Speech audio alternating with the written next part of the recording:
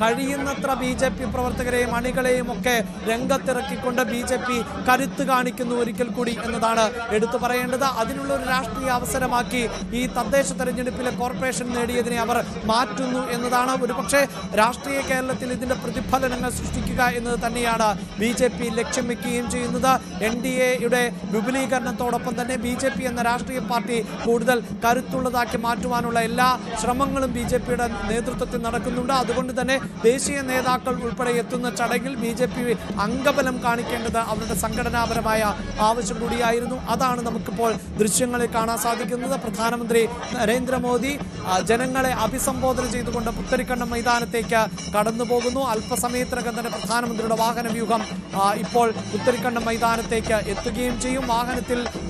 വാഹനത്തിൽ നിന്നുകൊണ്ട് പ്രധാനമന്ത്രി ആളുകളെ അഭിസംബോധന ചെയ്യുന്നതാണ് നമുക്ക് ദൃശ്യങ്ങളിൽ കാണാൻ സാധിച്ചത്.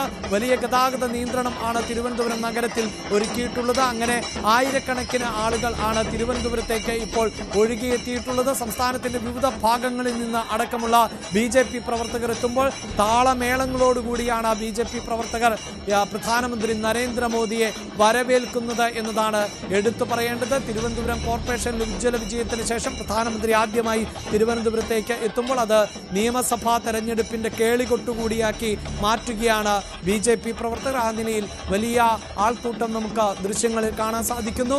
അല്പസമയത്തിനകം തന്നെ പുത്തരിക്കണ്ടം മൈതാനത്ത് ഔദ്യോഗികമായ ചടങ്ങുകൾ ആരംഭിക്കുകയും ചെയ്യും. പ്രധാനമന്ത്രി 4 ട്രെയിനുകളുടെ ഫ്ലാഗ് ഓഫ് നിർവഹിക്കുന്നുണ്ട്. രഞ്ജിത്ത് ചേരുന്നുണ്ട്. രഞ്ജിത്ത്, ഇതാ ഈ വാഹന വ്യൂഹം കടന്നു പോകുന്നിടത്തെല്ലാം വലിയ ആൾക്കൂട്ടം നമുക്ക് കാണാൻ സാധിക്കുന്നു. റോഡ് ഷോയിലടക്കം വലിയ ജനപങ്കാളിത്തം, BJP പ്രവർത്തകരുടെ അനുഭാവികളുടെ പങ്കാളിത്തം കാണാൻ സാധിക്കുന്നു.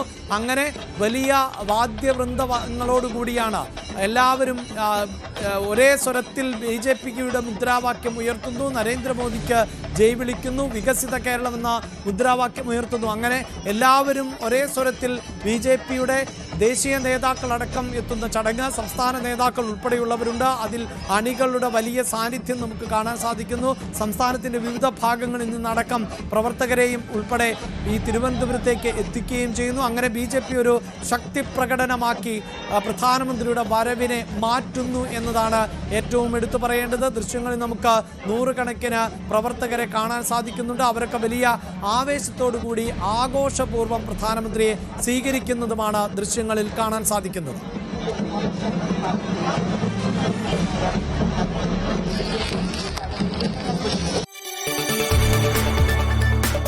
കൂടുതൽ വാർത്തകൾക്ക് News 18 Keralam YouTube channel subscribe ചെയ്യുക.